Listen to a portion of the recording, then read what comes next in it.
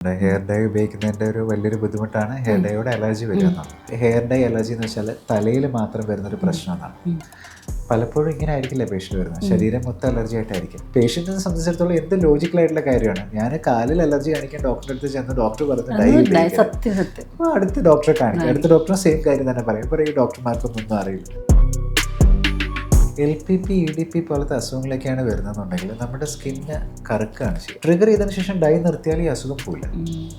Will be stuck with LPP. ഒരു 35 ഉള്ള ഒരു പേഷ്യൻറ്റിന് LPP വരുമ്പോൾ കഷ്ടമാണ്. കാരണം നമുക്ക് ആ ഒരു പിഗ്മെൻറ്റേഷൻ ഒഴിച്ച് മാറ്റാനായിട്ട് ഇറ്റ് വിൽ ടേക്ക് ഇയേഴ്സ്. ഈ ഡാൻഡ്രഫ് ആക്ച്വലി ഭയങ്കര ഒരുപാട് മിസ്ഇൻഫർമേഷൻ ആയി ഇപ്പോൾ സോഷ്യൽ മീഡിയയിൽ ഇതിനെ പറ്റിയിട്ട്. കാരണം ഡാൻഡ്രഫിനെ നമുക്ക് കൺട്രോൾ ചെയ്യാനേ പറ്റൂ. ഡാൻഡ്രഫിനെ പൂർണ്ണമായിട്ട് ഒഴിവാക്കാനായിട്ട് പറ്റില്ല.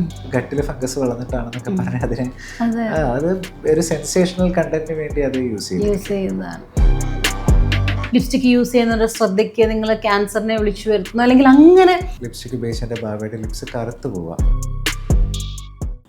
അതേപോലെ പ്രിമച്വർ ഗ്രേയിങ്, അതിപ്പം ഭയങ്കര കോമൺ ആയിട്ട് കാണുന്നൊരു കാര്യമാണല്ലോ. അതിൻ്റെ കോസസ് എന്തായിരിക്കും? അതിനെന്തെങ്കിലും ഒരു ശാശ്വത പരിഹാരമുണ്ട്? ഇപ്പം അതായത് എൻ്റെ ഒരു പരിചയത്തിലുള്ള സ്കൂൾ ലെവലിൽ ഇനിയിപ്പോൾ 8th സ്റ്റാൻഡേർഡിലോട്ടൊക്കെ ആവുന്നതേ ഉള്ളൂ. അത്ര ഏർലി സ്റ്റേജിൽ തന്നെ തലമുടി മുക്കാലും ഗ്രേ ഹെയർ ആയി. സോ അതെന്തായിരിക്കും ഇപ്പം അങ്ങനെ അത് കൂടുതലായിട്ട് കാണുന്നുമുണ്ട്. അതായത് തീരെ കൊച്ചു കുട്ടികളിലും ഒരുപാട് ഗ്രേ ഹെയർസ്, പിന്നെ ഒരു 30s എത്തുമ്പോഴത്തേനും ഇതേപോലെ നല്ല രീതിയിൽ ഗ്രേ ഹെയർസ് വരുന്ന ഒരു ടെൻഡൻസി ഇപ്പോൾ കൂടുതലായിട്ട് കാണുന്നുണ്ട്. സോ അതിൻ്റെ റീസൺ എന്താണ് ശരിക്കും? പ്രിമച്വർ ഗ്രേയിങ് അല്ലെങ്കിൽ പ്രിമച്വർ കാനിറ്റീസ് എന്ന് വെച്ച് കഴിഞ്ഞാൽ നമുക്കൊരു 25, 26, 27 അതിന് മുമ്പ് ഇത് വരുന്നതിനാണ്, നര വരുന്നതിനാണ് പ്രിമച്വർ കാനിറ്റീസ് അല്ലെങ്കിൽ പ്രിമച്വർ ഗ്രേയിങ് എന്നുള്ളത്. അപ്പോൾ അതിന് പല കാര്യങ്ങളുണ്ടാകാം. നമുക്കുള്ളിലുള്ള എന്തെങ്കിലും അസുഖങ്ങളാകാം, തൈറോയിഡ് പോലത്തെ അസുഖങ്ങളാകാം, എന്തെങ്കിലും ഡെഫിഷ്യൻസീസ് ആകാം, അങ്ങനത്തെ. അപ്പോൾ നമ്മൾ ഇങ്ങനെ ഒരു പ്രോബ്ലമായിട്ട് വരുമ്പോൾ നമ്മൾ ആ ബ്ലഡ് വർക്കപ്പ് കാര്യങ്ങളൊക്കെ നോക്കും. ചിലപ്പോൾ സ്ട്രെസ് ആകാം, അത് മെൻ്റൽ സ്ട്രെസ് ആകാം, അല്ലെങ്കിൽ ഫിസിക്കൽ സ്ട്രെസ് ആകാം, അതായത് എന്തെങ്കിലും അസുഖങ്ങളുള്ള ആളുകളാകാം, ഉറക്കം കുറവാകാം, പല പല കാരണങ്ങളുണ്ട് ഇത് വരാം. ഇതെല്ലാം കറക്റ്റ് ചെയ്ത് കഴിഞ്ഞാലും ചിലപ്പോൾ ഈ പ്രിമച്വർ കാനിറ്റീസ് അല്ലെങ്കിൽ പ്രിമച്വർ ഗ്രേയിങ് അങ്ങനെ തന്നെ തുടരാറുണ്ട്. അത് കൂടുതലും ജനറ്റിക് ആയിട്ടുള്ള ഫാക്ടേഴ്സ് കണ്ടാണ്. അപ്പോൾ അത്ര ഒരു കംപ്ലീറ്റ് ആയിട്ട് നമുക്ക് ട്രീറ്റ് ചെയ്ത് മാറ്റാൻ പറ്റുന്ന ഒരു സാധനമല്ല പ്രിമച്വർ കാനിറ്റീസ് എന്ന് പറയുന്നത്. പലപ്പോഴും നമുക്കതിന് കൗൺസിലിങ് കാര്യങ്ങളെല്ലാം വേണ്ടി വരും. റിവേഴ്സ് ചെയ്യാൻ പറ്റില്ല അല്ലേ? റിവേഴ്സ് ചെയ്യാൻ നമുക്ക് അവിടെ എന്തെങ്കിലും ഒരു ആക്ച്വലി ഒരു പ്രോബ്ലം ഉണ്ടെങ്കിൽ അത് കണ്ടുപിടിച്ച് നമുക്കത് റെക്ടിഫൈ ചെയ്യാം. പക്ഷെ ഒരു പ്രോബ്ലം ഇല്ലാതെ നേരത്തെ തന്നെ ഇങ്ങനൊരു ഗ്രേയിങ് വരികയാണെന്നുണ്ടെങ്കിൽ നമുക്ക് ആക്ച്വലി കുറച്ച് മെഡിസിൻസ് ഉണ്ട്, എക്സ്പെരിമെൻ്റൽ ആയിട്ടുള്ള കുറച്ച് ട്രീറ്റ്മെൻറ്റ്സ് ഉണ്ട്. അത് ചിലവരിൽ വർക്ക് ചെയ്യുന്നുണ്ട്. പക്ഷേ 100% നമുക്ക് ട്രീറ്റ് ചെയ്ത് മാറ്റാൻ പറ്റുന്ന, എല്ലാവരിലും റെസ്പോൺസ് വരുന്ന രീതിയിലുള്ള ട്രീറ്റ്മെൻറ്റ്സ് ഇപ്പോഴും സ്റ്റഡീസ് നടക്കുന്നതേ ഉള്ളൂ. അപ്പോൾ ഈ കൊച്ചു കുട്ടികളുടെ ഹെയർ ഇപ്പം ഈ ഞാൻ പറഞ്ഞ ഗ്രേ ഹെയർസ് വരുന്നത് ഇപ്പോൾ ഡെഫിഷ്യൻസീസ് കൊണ്ടാണെന്ന് ഡോക്ടർ പറഞ്ഞു. ചിലപ്പം ഈ എന്തെങ്കിലും ഫുഡൊക്കെ അത്ര പ്രോപ്പർ ഇൻടേക്ക് അല്ലാതെ അങ്ങനെയുള്ള കേസസിലാണെങ്കിൽ ഇത് റിവേഴ്സ് ചെയ്യാൻ പറ്റും. കുറച്ച് വ്യത്യാസങ്ങൾ വരാറ്. അപ്പോൾ ഈ ഒരു തവണ ഇപ്പോൾ നമ്മുടെ എനിക്കുള്ളൊരു ഡൗട്ട് ഉണ്ട്. അതായത് നമ്മൾ ഗ്രേ ഹെയർസ് സ്റ്റാർട്ട് ചെയ്ത് കഴിഞ്ഞാൽ പിന്നെ വരുന്ന ന്യൂ ഹെയർസ് എല്ലാം ഗ്രേ ഹെയർസ് ആയിട്ടായിരിക്കുമോ വരുന്നത് എന്നുള്ളത്? ഇല്ല, അങ്ങനെയില്ല. നമുക്ക് ഏറ്റവും കൂടുതലൊരു ഗ്രേ ഹെയറിൻ്റെ പ്രോബ്ലമായിട്ട് വരുന്നത് 30s ആളുകളാണ്. കാരണം നോർമലി നമുക്ക് ഗ്രേയിങ് സ്റ്റാർട്ട് ചെയ്യാനുള്ള സമയമായി. അപ്പോൾ അവർ നമ്മൾ പറഞ്ഞ് കൺവിൻസ് ചെയ്യാറുള്ളത്, അപ്പോൾ നമുക്ക് ഗ്രേയിങ് സ്റ്റാർട്ട് ചെയ്യാനുള്ള സമയമായി, ചെറിയ ഗ്രേയിങ് ബുദ്ധിമുട്ടുകൾ വരും. Then will do all the blood investigations എല്ലാം ചെയ്യും, എല്ലാം ഓക്കെ ആണോ എന്ന് നോക്കും, പ്രോപ്പർ ന്യൂട്രീഷണൽ അസസ്മെൻ്റ് ഒക്കെ നടത്തി എല്ലാം ലൈഫ് സ്റ്റൈൽ അഡ്വൈസസ് എല്ലാം കൊടുക്കും. ഈവൻ നമ്മൾ കാനിറ്റീസിൻ്റെ ടോപ്പിക്കൽസ് ഒക്കെ സ്റ്റാർട്ട് ചെയ്യും. ബട്ട് അഗെയിൻ അതൊരു നാച്ചുറൽ പ്രോസസ്സാണ്, അത് നടക്കുക തന്നെ ചെയ്യും. അപ്പോൾ അതിനോട് അനുബന്ധമായിട്ട് വരുന്നതാണല്ലോ ഹെയർ ഡൈകൾ. അതെ, നാച്ചുറലി നമ്മൾ ഈ നര വന്നു കഴിയുമ്പോൾ ഈ പറഞ്ഞ സൊസൈറ്റിയെ നമുക്ക് ഫേസ് ചെയ്യാനുള്ള ഒരു മടി ഉണ്ടാകും ചില ആൾ. ഇപ്പം അത് ഭയങ്കര അതെന്താ പറയുക, അത് എൻജോയ് ചെയ്ത ഞാൻ ഇങ്ങനെയാണ്, അല്ലെങ്കിൽ എൻ്റെ അങ്ങനത്തെ ഇൻഫ്ലുവൻസേഴ്സ് വരെ ഉണ്ട് ഗ്രേ ഹെയർസ്. അവരത് ഡിസ്പ്ലേ ചെയ്ത് അത്ര ബോൾഡായിട്ട് വരുന്ന ഒരു ജനറേഷനിലേക്ക് നമ്മളിപ്പോൾ എത്തി. എന്നാൽ പോലും കുറച്ച് ആളുകൾക്ക് നരച്ച് കഴിയുമ്പോൾ സമൂഹത്തിലേക്ക് ഇറങ്ങാൻ അല്ലെങ്കിൽ അവരുടെ ജോലി സ്ഥലത്തേക്ക് പോകാനൊക്കെ ഒരു മടി ഉണ്ടാവും. സോ നാച്ചുറലി ഡൈ എന്നുള്ളൊരു ഓപ്ഷനിലേക്ക് എത്തും. പക്ഷെ പല ഡൈകളും ചിലർക്ക് ഉപയോഗിച്ച് ഭയങ്കര അലർജി ആയിട്ട്, ഇപ്പം എൻ്റെ വീട്ടിൽ എൻ്റെ അച്ഛൻ തന്നെ ഈ ഡൈ യൂസ് ചെയ്ത സമയത്ത് ഭയങ്കര ബുദ്ധിമുട്ടായിരുന്നു. അതായത് ഫുള്ളിങ്ങനെ തല മൊത്തവും നമ്മളിങ്ങനെ പിമ്പിൾ പോലെ വന്നിട്ട് അത് പൊട്ടി ഒലിച്ചിട്ട് അങ്ങനെ ആകെ ഭയങ്കര പ്രശ്നമായിരുന്നു. സോ അങ്ങനത്തെ പേഷ്യൻസ് വരാറുണ്ടോ? വരാറുണ്ട്. ഹെയർ ഡൈ ഉപയോഗിക്കുന്നതിൻ്റെ ഒരു വലിയൊരു ബുദ്ധിമുട്ടാണ് ഹെയർ ഡൈയോട് അലർജി വരിക എന്നുള്ളത്. നമ്മളതിനെ അലർജിക് കോണ്ടാക്ട് ഡെർമറ്റൈറ്റിസ് എന്നാണ് പറയും. അതായത് ഹെയർ ഡൈയിൽ അടങ്ങിയിരിക്കുന്ന ചില ഘടകങ്ങൾ നമ്മുടെ മനുഷ്യ ശരീരത്തിന് അലർജി ഉണ്ടാക്കും. PPD ആണ് മെയിനായിട്ട് അലർജി ഉണ്ടാക്കുന്നൊരു ഘടകം എന്ന് പറയുന്നത്. ഇങ്ങനത്തെ ആർട്ടിഫിഷ്യലായിട്ടുള്ള ഹെയർ കളറും അലർജി ആണെന്ന് പറയുമ്പോൾ ഉടനെ ഡിപ്പെൻഡ് ചെയ്യുന്ന കാര്യമാണ് ഹെർബൽ ഹെയർ കളേഴ്സ്. അപ്പം എനിക്ക് എൻ്റെ വീട്ടിൽ നിന്ന് കാണുന്നത് തന്നെ ഈ പറഞ്ഞ പോലെ തന്നെ എന്തൊക്കെയോ ഓപ്ഷൻസ്, എനിക്ക് പേരൊന്നും അറിയത്തില്ല. ഇത് ഹെർബൽ ആണ്, നാച്ചുറൽ ആണെന്ന് പറഞ്ഞിട്ട്, കാരണം മറ്റേത് പറ്റില്ല എന്ന് ഇതേപോലെ ഉറപ്പായി ഡോക്ടേഴ്സ് പറഞ്ഞ് മനസ്സിലായി.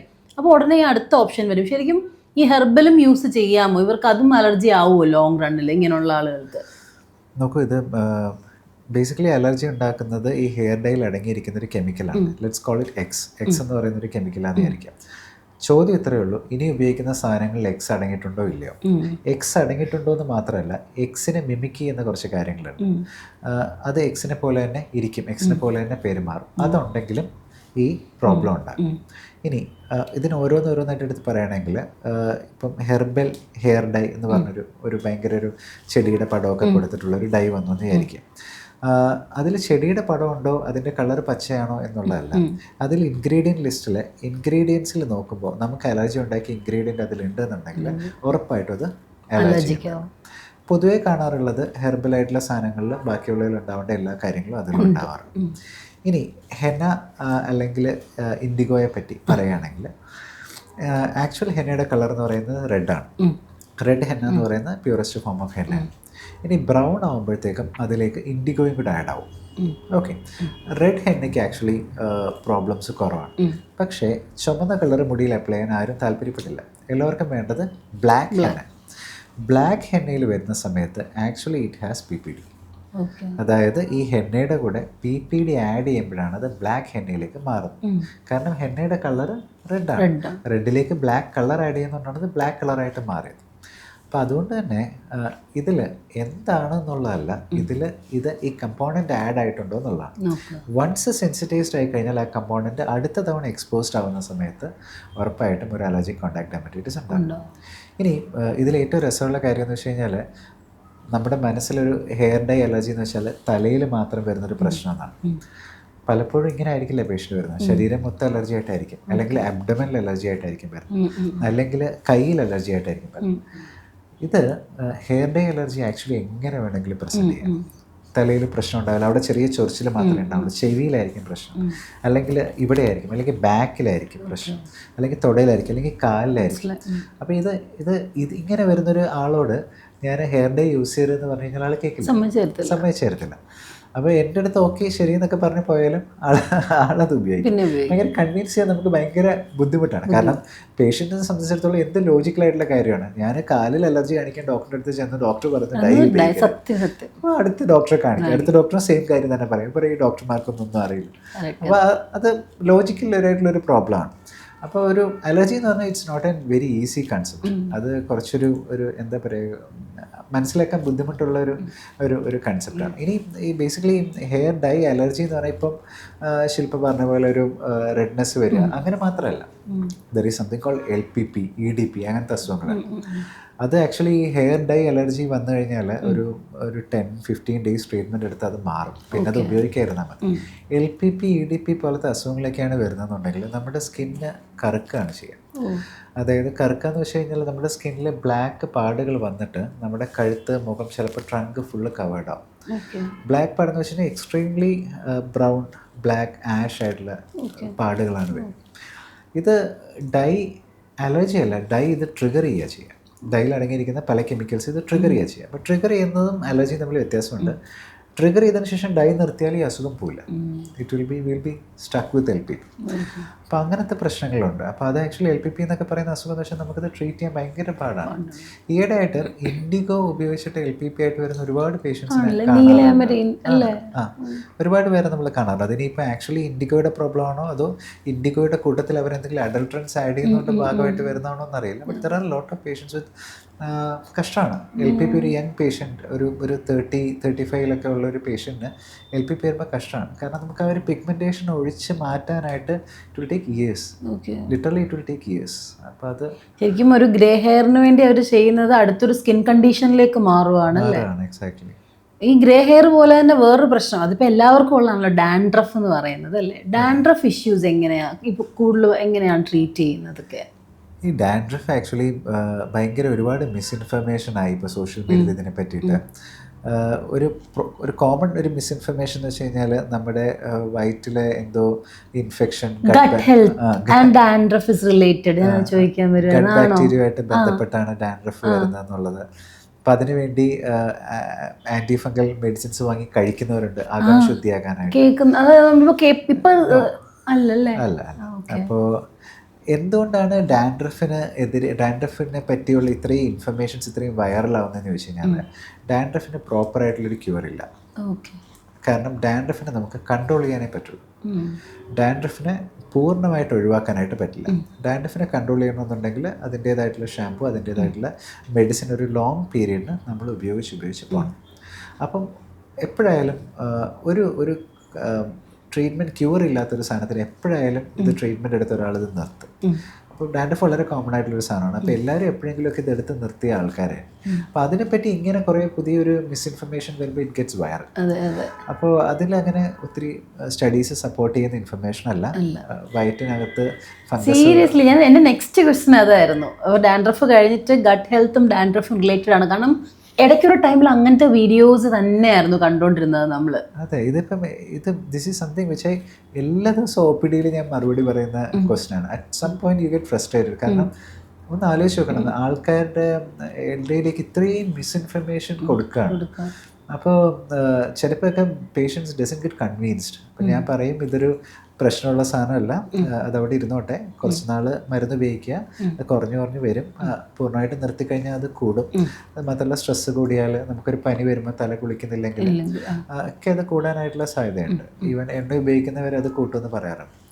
അപ്പോൾ ഇങ്ങനെയൊക്കെ അത് കുറഞ്ഞും ഒക്കെ വരുന്നൊരു ഇതാണ്. അതിനെ ഒന്ന് കൺട്രോൾ ചെയ്ത് വെക്കുക, നമുക്ക് ഉപദ്രവമില്ലാതെ വെക്കുക എന്നുള്ളതേ ഉള്ളൂ. പക്ഷെ അങ്ങനത്തെ ഒരു നിരുപദ്രവകാരിയായിട്ടുള്ള കണ്ടീഷനെ ഇങ്ങനെ ഗട്ടിൽ ഫംഗസ് വളർന്നിട്ടാണെന്നൊക്കെ പറഞ്ഞാൽ അത് ഒരു സെൻസേഷണൽ കണ്ടന്റിന് വേണ്ടി അത് യൂസ് ചെയ്യുന്നതാണ്. ഇപ്പം ഈ ഒരുപാട് വീഗൻ പ്രോഡക്ട്സ് അല്ലെങ്കിൽ ഇതിപ്പം നമുക്ക് സ്കിന്നിന് നല്ലതായിരിക്കും, ആർക്കും അലർജി ഇല്ലാത്ത സാധനങ്ങളെന്ന് പറഞ്ഞ് പരസ്യം ചെയ്യുന്ന ഒരു കൂട്ടരുണ്ട്. അപ്പം അല്ലാത്ത കോസ്മെറ്റിക് പ്രോഡക്ട്സ് പറയുന്നതിനോടൊപ്പം തന്നെ ഇപ്പോൾ ആൾക്കാർ അതിനെ ഡൗട്ട് ചെയ്ത് തുടങ്ങിയെന്ന് മനസ്സിലാവുന്നുണ്ടല്ലോ.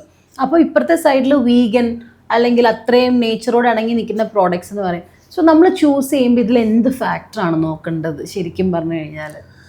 നമ്മൾ ആക്ച്വലി ചൂസ് ചെയ്യുമ്പോൾ നോക്കേണ്ടത് അതിൻ്റെ ഇൻഗ്രീഡിയൻസ് ആണ്. എന്താണ് പ്രൊഡക്റ്റ്, അത് നമ്മൾ തിരിച്ചിട്ട് അതിനകത്ത് ഇൻഗ്രീഡിയൻസ് എന്ന് നോക്കുക.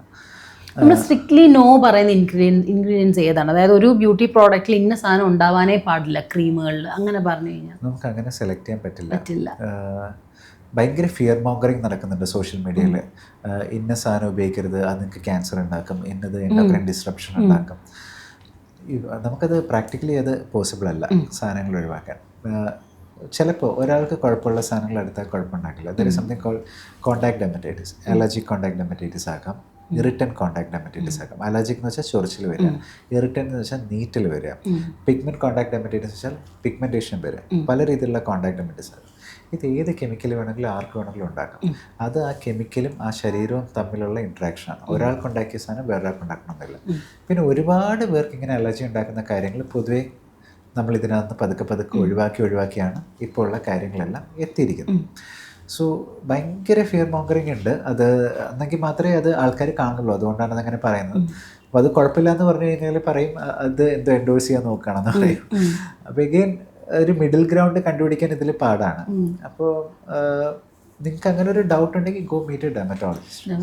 അപ്പോൾ ഞാൻ പൊതുവെ പറയാറുള്ളതെന്ന് വെച്ച് കഴിഞ്ഞാൽ ഞാൻ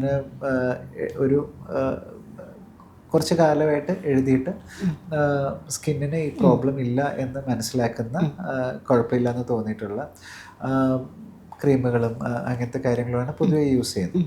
പിന്നെ ട്രസ്റ്റബിൾ ആയിട്ടുള്ള സാധനങ്ങളാണ് യൂസ് ചെയ്യുന്നത്. ബട്ട് അഗെയിൻ എന്നിരുന്നാൽ പോലും ചിലപ്പോൾ ഇറിറ്റേഷൻസ് ഉണ്ടാവാറുണ്ട്.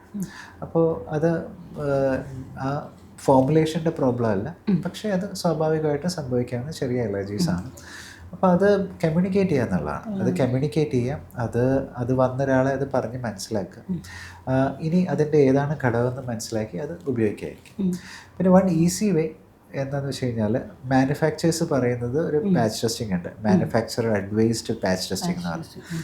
അതായത് നമ്മുടെ പൊതുവേ ഡൈയിലും ക്രീമിലും ഒക്കെ ചെയ്യാതെ ജസ്റ്റ് നമ്മുടെ ചെവിയുടെ ബാക്കിൽ അല്ലെങ്കിൽ inside of our elbow just apply ചെയ്യുക. 48 ഡേയ്സിന് പ്രശ്നമുണ്ടോ നോക്കുക. ഓക്കെ. ക്രീംസിന് കുറച്ചുകൂടി ഒരു ബെറ്റർ വേ ഉണ്ട്. It's called repeat open application test. അതായത് നമ്മുടെ കൈയുടെ ഉൾവശത്തായിട്ട് രാവിലെയും വൈകിട്ടും വെച്ചിട്ട് സെയിം ക്രീം, രാവിലെയും വൈകിട്ടും വെച്ച് സെയിം ക്രീം അപ്ലൈ ചെയ്യാം. ഒരു 7 to 14 ഡേയ്സ്, ഒരു 10 ഡേയ്സ് അപ്ലൈ ചെയ്യാം. എന്നിട്ട് കുഴപ്പമില്ല എന്നുണ്ടെങ്കിൽ ഇറ്റ്സ് ഗുഡ് ഫോർ യു. അതാണ് കുറച്ചുകൂടെ ക്രീം നമുക്ക് പറ്റുമോ ഇല്ലയോ ടെസ്റ്റ് ചെയ്യാനുള്ള ബെസ്റ്റ് വേ. അതെ, ബെസ്റ്റ് വേ എന്ന് പറയുന്നതാണ്. It's called repeat open application test. Then something called patch test. Patch test ഭയങ്കര tedious process ആണ്. You'll have to meet a dermatologist, carry the patch for like few days. കുറച്ച് പാടാണ്, പക്ഷെ അതിനേക്കാളും നല്ലത് യു ക്യാൻ ഡു ഇത് വീട്ടിൽ ചെയ്യാവുന്നേ ഉള്ളൂ. റിപ്പീറ്റ് ഓപ്പൺ ആപ്ലിക്കേഷൻ ടെസ്റ്റ് ചെയ്ത് നോക്കാവുന്നേ ഉള്ളൂ. അത് നിങ്ങൾക്ക് എന്തെങ്കിലും ഒരു സാധനം നിങ്ങൾ ഉപയോഗിച്ചു, കുറേ പ്രൊഡക്ട്സ് ഉപയോഗിച്ചു, അതിൽ എന്തിനോടെങ്കിലും അലർജി ഉണ്ടെന്ന് നിങ്ങൾക്ക് സംശയം ഉണ്ടെങ്കിൽ ഒരു പ്രൊഡക്റ്റ് ഇവിടെ ഒരു പ്രൊഡക്റ്റ് ഇവിടെ നിങ്ങൾക്ക് നോക്കാം. അല്ല, അലർജി കമ്പയർ ചെയ്യാം. അലർജി ഡെവലപ്പ് ചെയ്യുന്നുണ്ടോ നിങ്ങൾക്ക് സ്വന്തമായിട്ട് കണ്ടുപിടിക്കാവുന്നതേ ഉള്ളൂ. ഡോക്ടർ, അതേപോലെ പണ്ട് ഉള്ള ഇപ്പം 2 ജനറേഷൻ അല്ലെങ്കിൽ ഒരു ജനറേഷൻ ഡിഫറൻസ് ഉണ്ടല്ലോ. ഇപ്പം ജെൻസി ഉണ്ട്, പഴയ ആൾക്കാരുണ്ട്. അപ്പോൾ ഇപ്പം ആളുകൾക്ക് ഇങ്ങനെ എന്താ പറയുക, സ്കിൻ കെയർ കുറേ സ്റ്റെപ്സ് ആയിട്ട് പറയുന്നുണ്ട്. അതായത് ഫസ്റ്റ് ക്ലെൻസ് ചെയ്യുക, പിന്നെ ഡിഫറെൻറ്റ് കൈൻഡ് ഓഫ് ക്രീംസ് അല്ലെങ്കിൽ സെറംസ് യൂസ് ചെയ്യുക. അങ്ങനെയാണ് ഇപ്പം നമ്മൾ അധികവും ഈ കാണുന്ന വീഡിയോസിലൊക്കെ വരുന്നത്. അപ്പോൾ ഇത് കാണുമ്പോൾ പഴയ ജനറേഷനിലെ ആൾക്കാർ പറയാം, ഇതെന്തോ ഇത്രയും, ഞങ്ങൾ ഒരു സോപ്പൊക്കെ തേച്ച് ഒരു പൗഡറൊക്കെ ഇട്ട് പോയ കാലം, ഞങ്ങളുടെ ആരുടെയും സ്കിന്നിനൊരു പ്രശ്നമില്ല, ഇപ്പം ഇങ്ങനെ നോക്കുന്നു. സോ ഇതിനെ രണ്ടിനെ എങ്ങനെയാണ് നോക്കിക്കാണുന്നത്? ഇതിൽ ഏതാണ് ശരിക്കും ഇപ്പം നമ്മൾ അങ്ങനെ അത്ര സിമ്പിളായിട്ട് സ്കിൻ ഹാൻഡിൽ ചെയ്യേണ്ട കാര്യമുള്ളൂ, അതോ ഇത്രയും മൾട്ടിപ്പിൾ സ്റ്റെപ്സ് ഒക്കെ എടുത്ത് പ്രോപ്പറായിട്ട് നോക്കേണ്ട കാര്യമുണ്ട്? അതിലേതാണ്? അല്ല, ഇതിൻ്റെ രണ്ടറ്റവും ഉണ്ട്. ഒന്നും ഉപയോഗിക്കാതിരിക്കുക, ഒരുപാട് കാര്യങ്ങൾ ഉപയോഗിക്കുക. അപ്പോൾ ഒരുപാട് കാര്യങ്ങൾ ഉപയോഗിക്കേണ്ട ആവശ്യമില്ല. മെയിനായിട്ടൊരു 3 കാര്യങ്ങളാണ് നമ്മൾ സ്കിന്നിലേക്ക് ഉപയോഗിക്കേണ്ടത്. ഫസ്റ്റ് തിങ് എന്ന് പറയുന്നത് ഒരു ക്ലെൻസറാണ്. ഒരു മൈൽഡ് ക്ലെൻസർ ഉപയോഗിക്കുന്നതിൽ തെറ്റില്ല, അതെല്ലാവർക്കും സ്യൂട്ടാവും. കുറച്ചൊക്കെ ഓയിലി സ്കിന്നൊക്കെ ആണെന്നുണ്ടെങ്കിൽ ചിലപ്പോൾ കുറച്ചുകൂടെ അത് പറ്റാതെ വരാം. ഒരു മൈൽഡ് ക്ലെൻസർ ഉപയോഗിക്കുന്നതിൽ തെറ്റില്ല. രാവിലെയും വൈകിട്ടും മുഖം ക്ലെൻസ് ചെയ്യുക, എന്ന് വെച്ചാൽ മുഖം വാഷ് ചെയ്യും. ഒരു മോയ്സ്ചറൈസർ, അത് ഒരു ഏതെങ്കിലും ഒരു മോയ്സ്ചറൈസർ യൂസ് ചെയ്യും. അപ്പോൾ എഗെയിൻ ക്വസ്റ്റ്യൻ ഉണ്ട്, ഏത് മോയ്സ്ചറൈസർ യൂസ് ചെയ്യണം, സ്കിൻ ടൈപ്പിന് ചേർന്ന മോയ്സ്ചറൈസർ ഏതാണ്. അപ്പോൾ ഒരു ഇച്ചിരി സെൻസിറ്റീവ് സ്കിന്നൊക്കെ ആണെങ്കിൽ സെൻസിറ്റീവ് സ്കിന്ന് ചേർന്ന മോയ്സ്ചറൈസർ യൂസ് ചെയ്യാം. മോയ്സ്ചറൈസർ സെലക്ട് ചെയ്യുമ്പോൾ യു ക്യാൻ സി അതിൽ എഴുതിയിട്ടുണ്ടാവും നോൺ കൊമഡോജനിക്, അതായത് ആക്നി ഉണ്ടാക്കാത്തതാണെന്നുള്ളതിനർത്ഥം. ഫോർ സെൻസിറ്റീവ് സ്കിന്നൊക്കെ അവരിപ്പോൾ തന്നെ അതിൽ എഴുതാറുണ്ട്. അപ്പോൾ ഒരു മോയ്സ്ചറൈസർ യൂസ് ചെയ്യും. എഗെയിൻ പുറത്ത് പോകുന്നതിന് മുമ്പ് ഒരു സൺസ്ക്രീൻ യൂസ് ചെയ്യും. ഒരു 20 മിനിറ്റ്സ് മുമ്പ് ഉപയോഗിക്കാനാണ് പറയുന്നത്. പുറത്ത് പോകുന്നതിന് മുമ്പ് ഒരു സൺസ്ക്രീൻ ഫോട്ടോ എക്സ്പോസ്ഡ് ആയിട്ടുള്ള ഏരിയാസിൽ യൂസ് ചെയ്യാം. ഏറ്റവും സേഫ് ഏതാണെന്ന് വെച്ചാൽ ഫിസിക്കൽ സൺസ്ക്രീനാണ് ഏറ്റവും സേഫ്. പക്ഷേ അത് ചിലപ്പോൾ ഇടുമ്പോൾ നമുക്ക് ഇഷ്ടപ്പെട്ടില്ലെന്ന് വരാം, വൈറ്റ് കാസ്റ്റിൻ്റെ ബുദ്ധിമുട്ടുണ്ടാകും. അത് കുഴപ്പമില്ലെന്നുണ്ടെങ്കിൽ ഫിസിക്കൽ സൺസ്ക്രീൻ ഉപയോഗിക്കാം. ഇതാണ് നമുക്ക് വേണ്ട ഒരു മിനിമം കാര്യങ്ങൾ എന്ന് പറയുന്നത്. പിന്നെ again if you have some condition, വേറെ എന്തെങ്കിലും ഒരു കണ്ടീഷൻ ഉണ്ടെങ്കിൽ you can use add on things. അത് ഒത്തിരി അങ്ങ് ഉപയോഗിക്കാതിരിക്കുക. ഇനി ഒത്തിരി പ്രൊഡക്ട്സ് ഒക്കെ ഉപയോഗിക്കുകയാണെന്നുണ്ടെങ്കിൽ ഇടയ്ക്കൊരു ഒരു ഹോളിഡേ പീരീഡ് എടുക്കുക.